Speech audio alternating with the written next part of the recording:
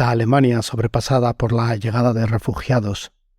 En apenas un año, la primera economía de la Unión Europea ha acogido a más personas de las que llegaron durante la crisis de 2015 y 2016. Los ucranianos representan ya la segunda comunidad extranjera del país. Soy Ignacio Rubio Pérez y esto es Inteligencia Alemana. De otra manera, en este formato, tendremos charlas con los expertos que sí saben.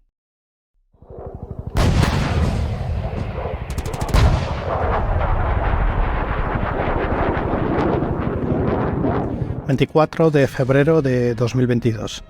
inicio de la invasión rusa a Ucrania. Los civiles huyen y se reparten por diferentes países de Europa, Polonia, Rumanía y también Alemania.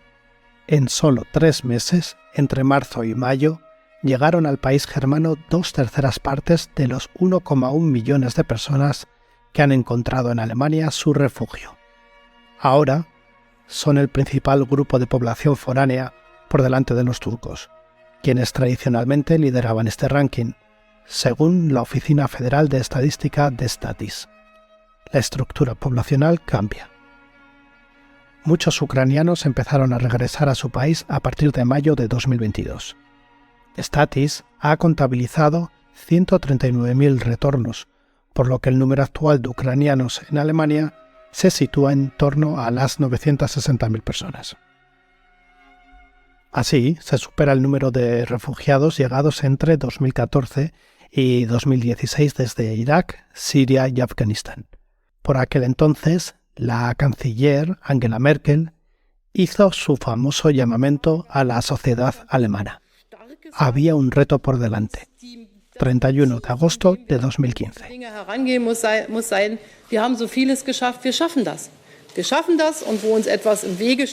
Lo vamos a conseguir.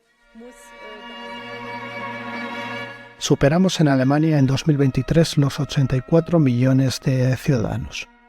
En realidad, no es tanto el número de personas lo que supone un reto, sino la forma de gestionar el flujo migratorio de personas que buscan refugio y apoyo. ¿Ha aprendido Alemania de la experiencia acumulada en la anterior llegada de refugiados? Lo cierto es que a medias. Atrás quedan las imágenes que pudo presenciar nuestra entrevistada de hoy en la estación central de Berlín. Decenas de berlineses se agolpaban en los andenes, a pie de tren, mostrando la cara más solidaria de la capital y ofreciendo cama y comida caliente a unos ucranianos que llegaban en shock. Al fin y al cabo, en apenas unos días habían tenido que dejar sus casas, su día a día, ante el avance del ejército ruso.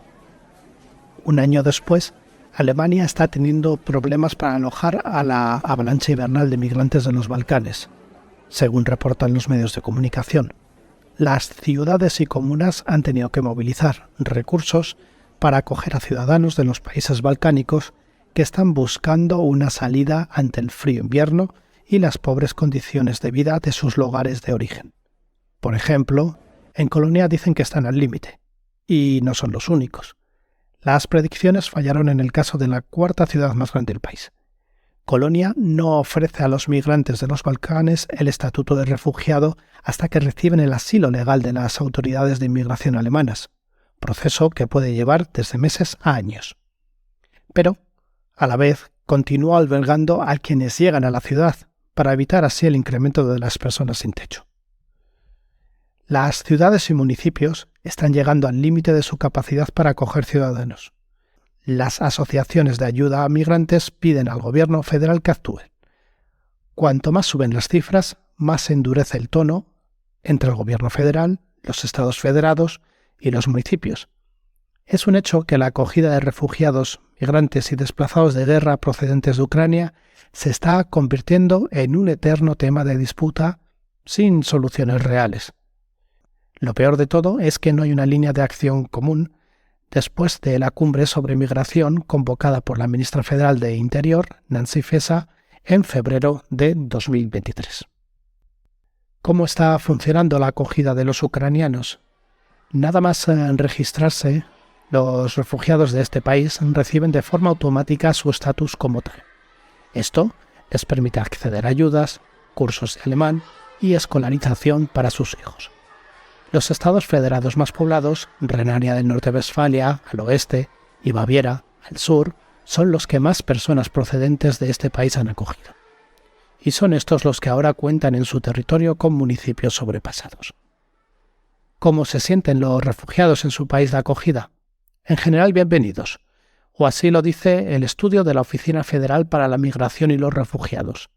El 74% de quienes participaron en dicho estudio dijeron que se habían mudado a alojamientos privados inmediatamente después de su llegada. Tuvieron la suerte de no tener que pasar largas temporadas en centros de acogida o en pisos tutelados por la administración. Parece que Alemania ha mejorado su cultura de bienvenida y acogida a pesar de que el número de refugiados es claramente superior al de anteriores ocasiones. Pero claro, sigue habiendo fallos. Volvamos a la pregunta inicial. ¿Está Alemania sobrepasada por la llegada de refugiados? Y después ya pues va la entrevista. También de vez en cuando pongo un par de tomas falsas o una cosa así. O sea que si estás en contra de las tomas falsas me lo dices. Estoy, ¿cómo se dice? O sea, la cotidianidad y el día a día me chupa la sangre casi.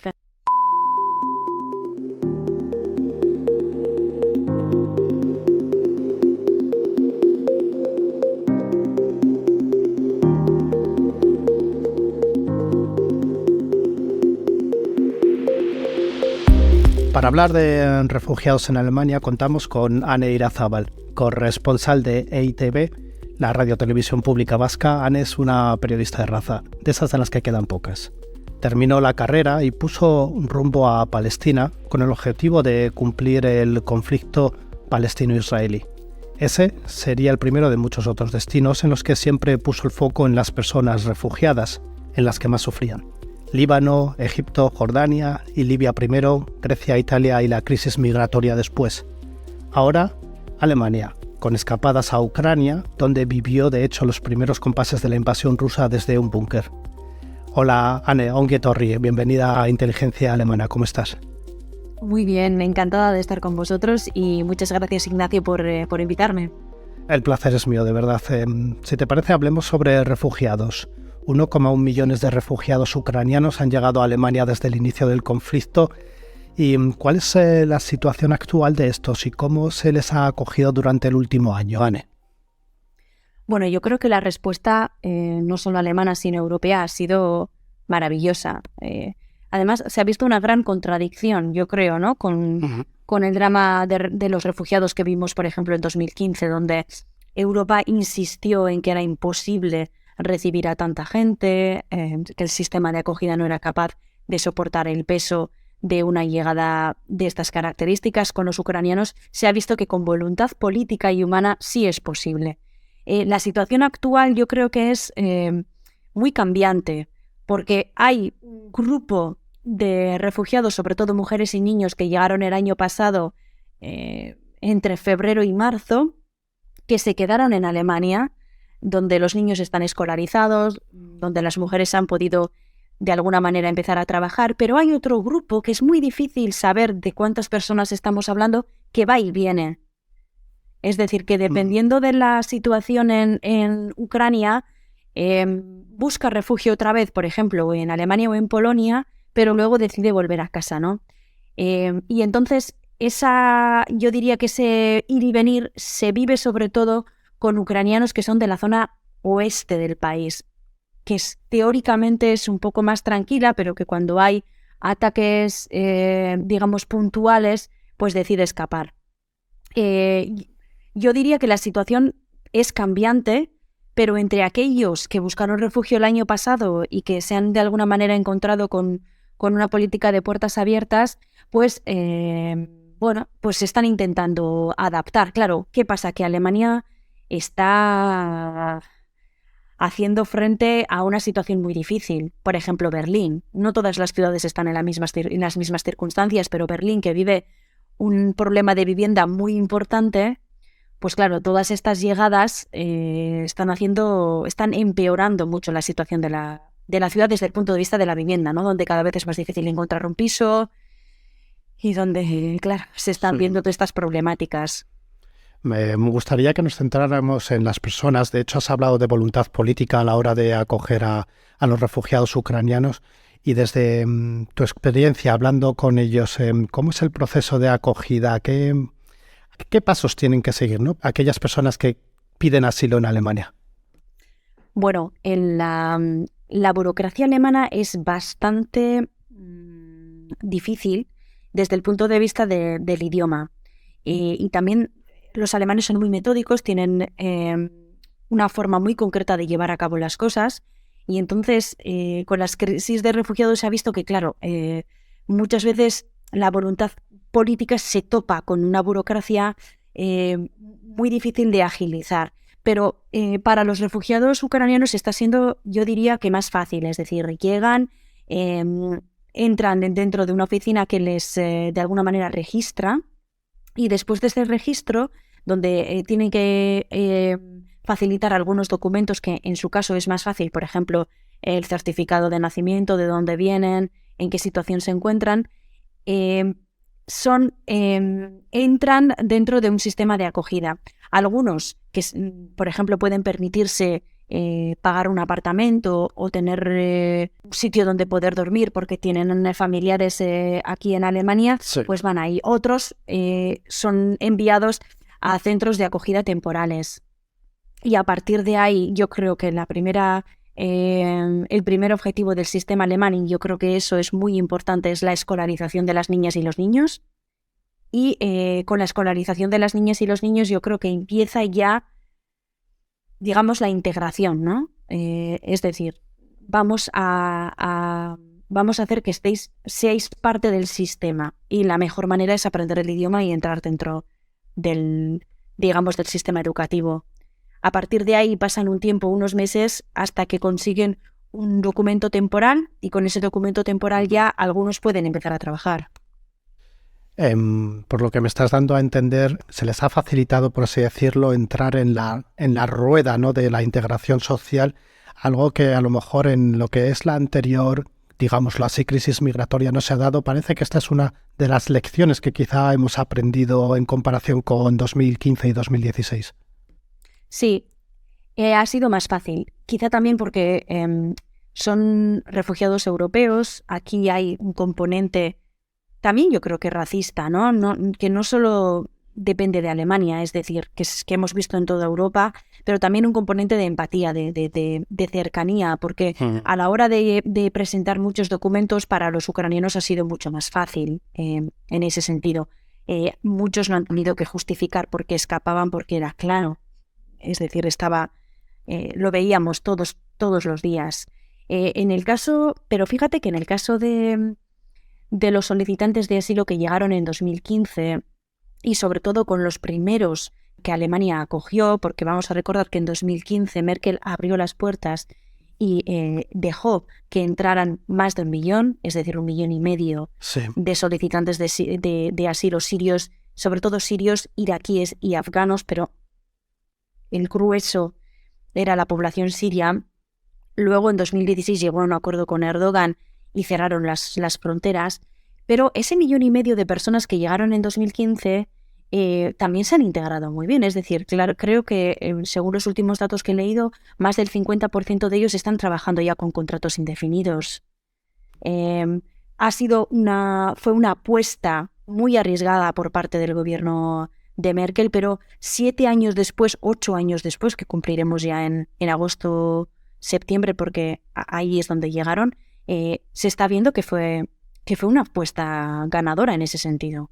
Es decir, que no ha sido tan difícil que todas estas personas hayan encontrado un hueco, estén trabajando, los niños estén escolarizados. Muchos de ellos han conseguido ya la nacionalidad alemana. Costó más y se vio que había voluntad política para acoger a un número concreto y luego ya se cerraron las fronteras, pero también hemos visto con el tiempo que aunque, digamos, burocráticamente fue más difícil, hubo más racismo, hubo un movimiento en contra que hizo más ruido en ese sentido, pero que también ha sido posible. Vamos a dar un salto en el tiempo, 4 de marzo de 2022.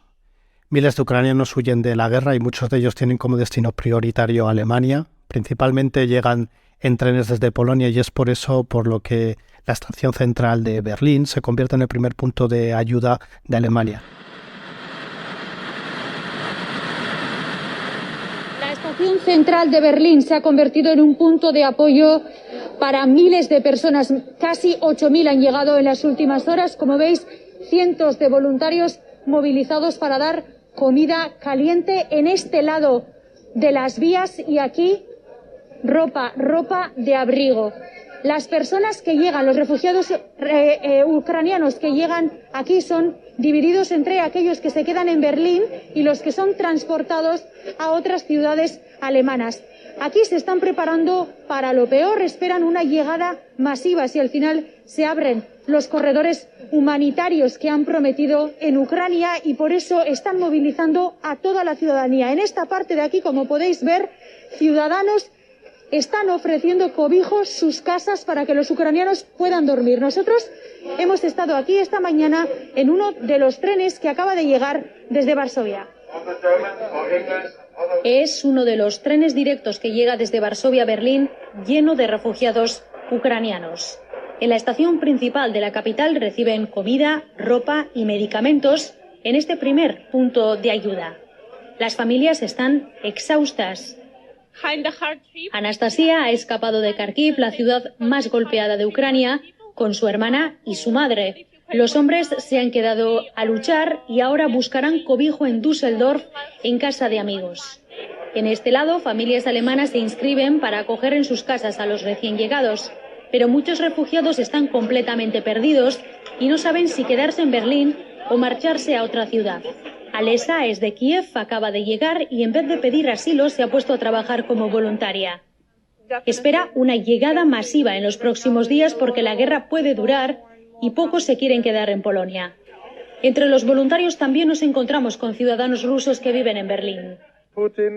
Este joven dice que siente vergüenza por lo que ha hecho Putin y que ahora es el momento de ayudar a todos los seres humanos, provengan de donde provengan. A ti, como periodista de la Radiotelevisión Pública Vasca, te tocó cubrir ese momento, que era un momento excepcional. ¿Qué recuerdo, después de un año pasado, qué recuerdo tienes de esos días?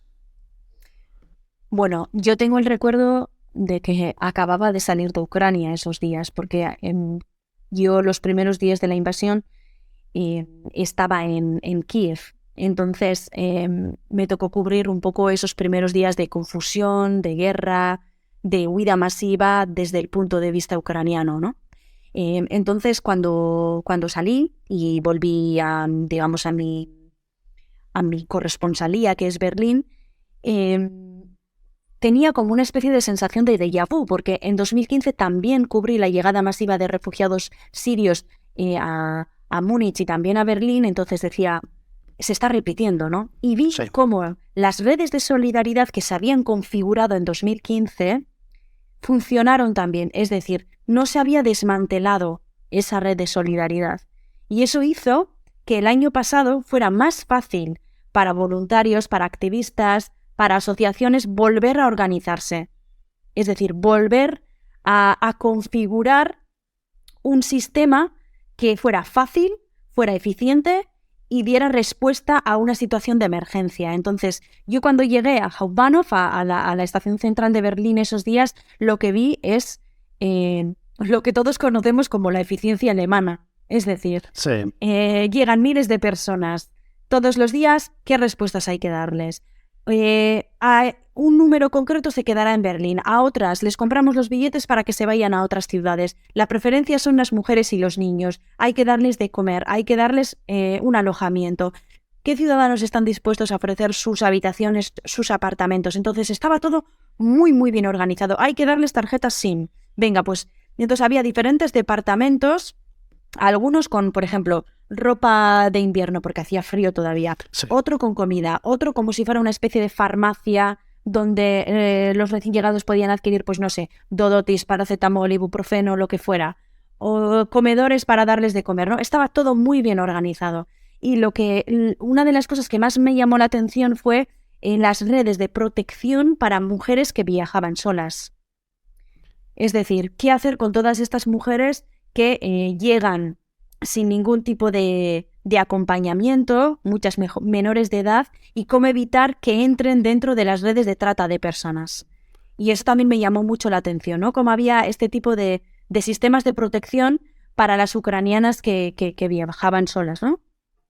Sí, aquí ya voy a añadir mi experiencia personal. Me acuerdo en la crisis de 2015, que me tocó vivirlo en Hamburgo en ese tiempo, y sí que daba la sensación que ahora en 2022 estaba todo, como dices tú, más sistematizado, más organizado, más eficiente, porque en 2015 eso parecía la estación central de Hamburgo, estaba la gente apilada prácticamente como si no fueran personas, y sin embargo ahora en Berlín me tocó vivir una situación totalmente diferente, que había diferentes departamentos, por así decirlo, y eso es una cosa que me llamó mucho la atención. Y también me llamó mucho la atención la campaña comunicativa, por así decirlo, o de transparencia para dar a conocer qué es lo que se estaba haciendo, cómo se estaba trabajando y qué es lo que hacía falta para que, en caso de que algo haga falta, la sociedad civil también pudiera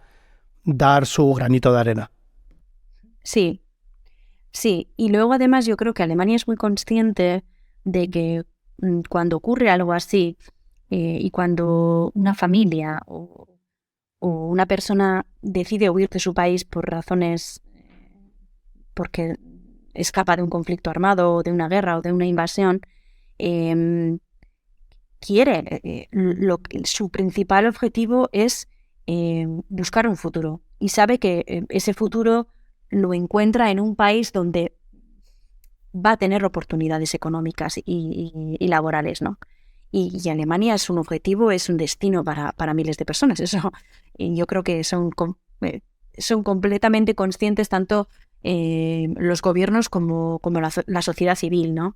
Y en ese sentido, yo creo que 2015 fue una especie de prueba para ver cómo podría reaccionar en un futuro ante otra situación de este calado. Y es verdad que, claro, 2015 fue una sorpresa, 2022 también, porque nadie esperaba una invasión a gran escala, pero, como hemos dicho, 7 años dan para mucho. Tenemos que tener en cuenta también que en el año pasado, antes de que comenzara la invasión, también hubo una llegada importante, no tan grande, pero una llegada importante de refugiados afganos que escapaban también del control talibán. Entonces, Alemania en los últimos años ha tenido la oportunidad de configurar un sistema de asilo piloto que no se ha visto en ningún otro país de la Unión Europea. Yo diría que ni tan siquiera en el mundo. Y se está reconfigurando, no es perfecto para nada, pero la sociedad civil está preparada. Por cierto, un poco para que tengamos el contexto, ¿no? La invasión rusa a Ucrania ha provocado, de hecho, el mayor movimiento de ciudadanos desde la Segunda Guerra Mundial dentro de Europa. De hecho, se calcula que unas 8 millones de personas están desperdigadas por diferentes países de tanto la Unión Europea como extracomunitarios. El sistema funcionó bien en un primer momento, pero parece que ahora la Federación de Municipios alemana se ha sumado a un llamamiento para pedir una mayor solidaridad dentro de Europa. Y esta llamada de solidaridad, ¿tú crees que podría ser una muestra de que Alemania o algunas partes de Alemania en este momento están sobrepasadas? Sí. Bueno, hay un hastío que también es natural, quiero decir. Ha pasado un año. Nadie ve visos de que este conflicto termine. Todo el mundo somos bastante conscientes de que va a durar, de que esta guerra va a durar. Y entonces, claro, en Alemania muchos se preguntan también, ¿qué va a pasar? Es decir, el sistema de asilo puede colapsar. Si hay una gran ofensiva, como se anunciaba en primavera, puede llegar todavía más gente. Y hay muchas casas de acogida que están llenas. La gente se ha cansado también, los alemanes se han cansado también de las consecuencias de la guerra, porque aquí yo siempre digo que desde Kiev a Berlín hay casi la misma distancia que desde San Sebastián a Cádiz. Aquí se percibe la guerra muy de cerca. Y entonces, claro, si cuando tú no ves que esto tenga ningún tipo de... no ves señales de que haya una solución política, dices, claro, ¿cómo vamos a responder a esto continuamente? Porque no es una respuesta inmediata a una situación concreta. Y ahí es cuando se pone a prueba la solidaridad de un pueblo. No es al principio, sino cuando pasa el tiempo. Y claro, hay muchas ciudades alemanas, como por ejemplo Berlín, que ya sufren un problema, por ejemplo, de vivienda enorme, donde las escuelas están completamente llenas, donde la burocracia no responde ya en una situación normal a las necesidades que tiene la población. Y claro, no es fácil gestionar esto. Así que yo creo que sí, que estamos en una situación de impasse en el que no se entiende muy bien hacia dónde estamos yendo, pero la gente es cada vez más consciente de que este conflicto va a durar y claro, esto puede provocar un hastío en la población, eso está claro.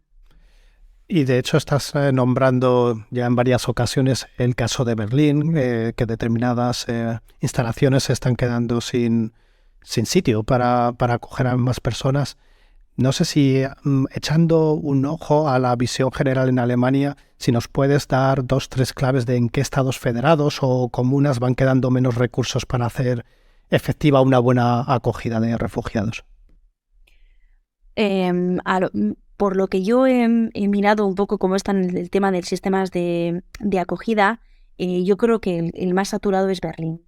Pero tiene sentido, porque es donde llegan los trenes directos. Hay otras ciudades donde también hay trenes directos desde Polonia, pero digamos es la capital. Es el lugar donde mucha gente tiene familiares o tiene conocidos. Es el lugar donde más refugiados sirios se quedaron en 2015, donde más afganos llegaron también en 2022. Hay muchas críticas de que solicitantes de asilo que llegaron antes de ucranianos han sido de alguna manera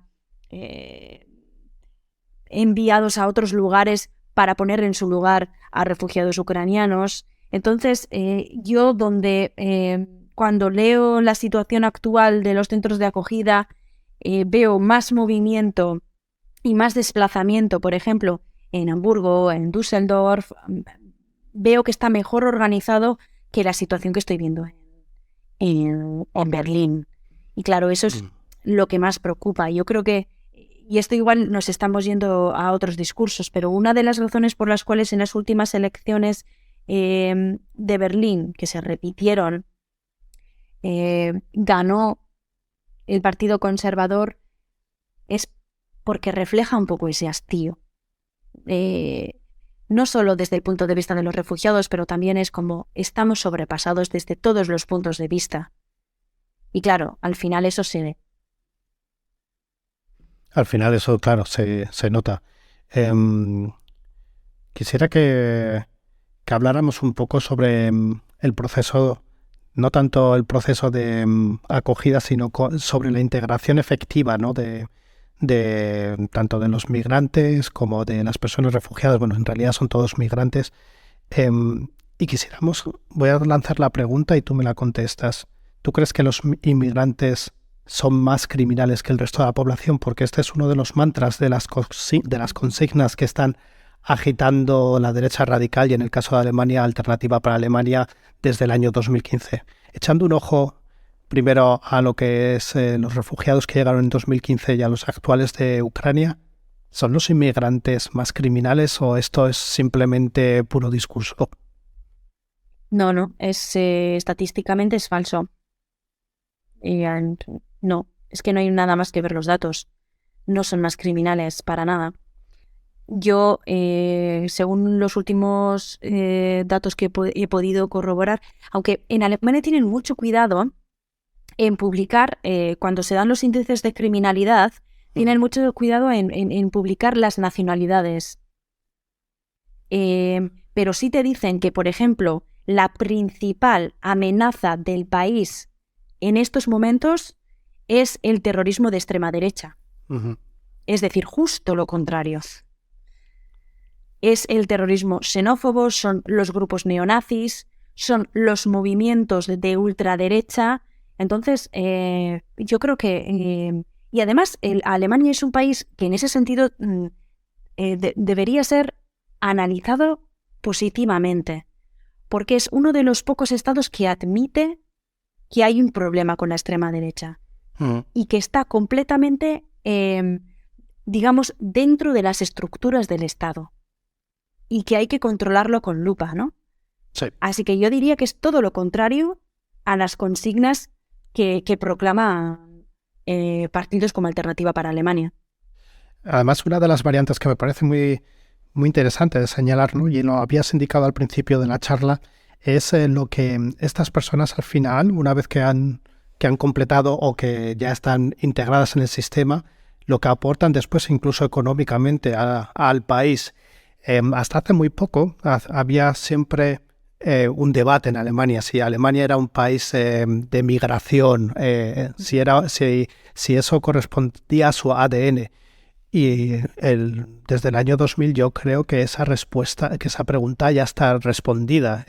Contamos con un gran número de población que tiene raíces inmigrantes o de otros países y que están aportando a la economía también si lo miramos desde términos más, por así decirlo, prácticos. Sí, y bueno, yo, volviendo a tu pregunta de antes, a ver, no somos buenistas en este sentido. Como en todas partes o como todos nosotros, hay migrantes buenos y malos, hay refugiados buenos y malos, claro que sí, no todos los refugiados son buenos, quiero decir, pero es que es ley de vida, pero relacionar la migración con la criminalidad no tiene nada que ver con eso. Y respondiendo a lo que decías ahora, mira, a mí una de las cosas que más me llamó la atención cuando llegué a Berlín hace ya 1 año y medio fue que me pareció una ciudad muy blanca. Es decir, yo me imaginaba una ciudad más multicultural, como por ejemplo Londres, y me topé con una ciudad mucho más blanca de la que yo me esperaba. Quizá porque Alemania no ha sido un imperio, no ha sido un imperio colonial como lo fue Reino Unido, ¿no? O Francia, donde tú ves mucha más multiculturalidad y tenemos que tener en cuenta que Alemania, por su historia, pasó décadas y décadas, o parte de Alemania pasó décadas y décadas encerrada en sí misma, ¿no? Sí. Mientras la otra sí que recibía más migración, mientras el oeste sí que recibía más migración. Este fenómeno ha cambiado en los últimos años, ha cambiado en las últimas décadas, pero es algo bastante nuevo. Entonces es un proceso que el país está viviendo ahora mientras otros estados vecinos lo vivieron mucho antes.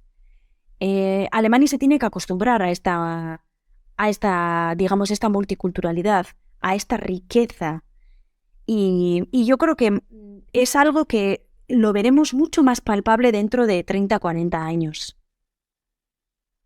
Sí, yo también creo que de hecho pues con las siguientes generaciones se verá más palpable y será más normal, ¿no? O sea, eso sí. Yo creo que quienes vivimos en Alemania somos conscientes de ello y quienes tenemos hijos también, porque vemos de dónde vienen los padres y quiénes son los hijos y al final esa es una realidad, ¿no? Que vivimos en el día a día.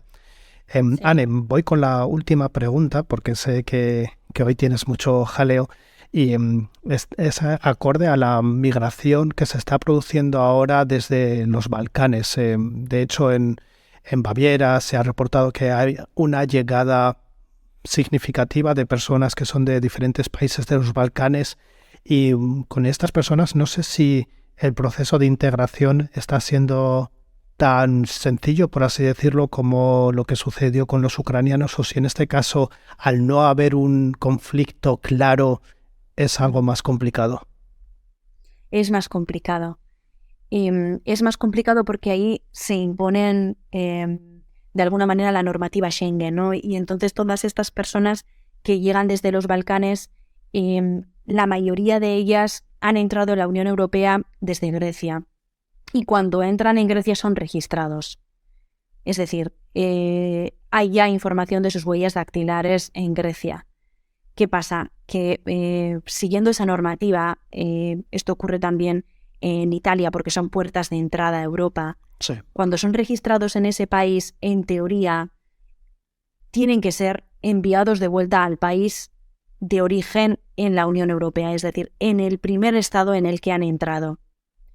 Lo que ocurre es que las deportaciones están bastante paralizadas y es muy difícil llevarlas a cabo. Pero cuando, por ejemplo, una familia afgana que cruzó el mar Egeo, llegó a las islas griegas, cruzó luego a la península y ha hecho, digamos, toda la ruta de los Balcanes a pie hasta llegar a Alemania, en teoría esa familia que ha sido registrada en Grecia, las autoridades alemanas tienen el deber, la responsabilidad de enviar, están obligados a mandarlos de vuelta a Grecia. Muchas veces no ocurre.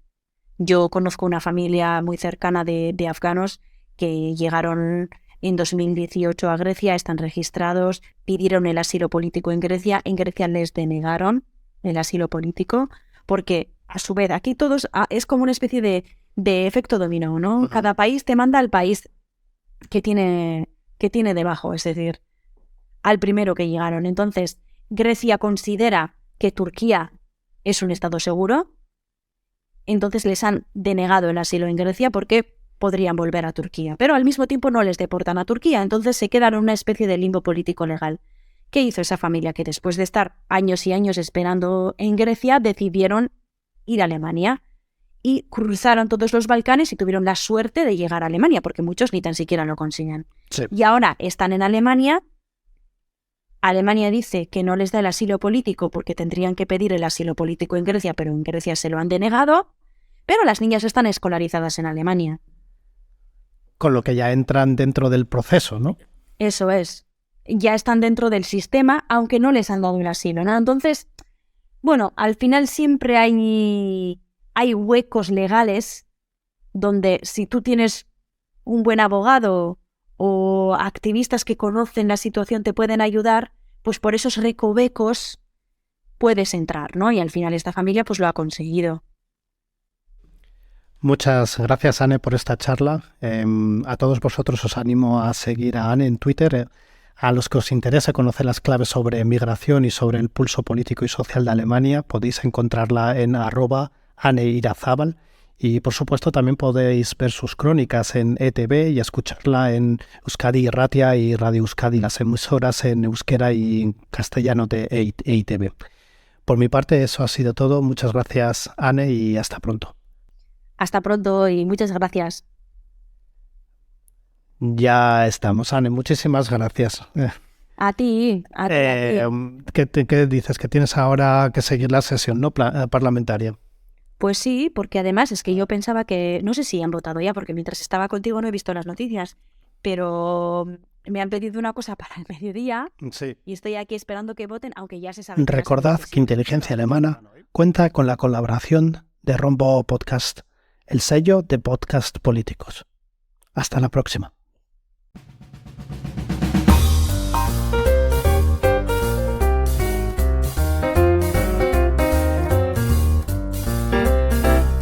Inteligencia Alemana, el podcast dirigido, producido y presentado por Ignacio Rubio Pérez. En Twitter, inteligencia_al y en inteligenciaalemana.com.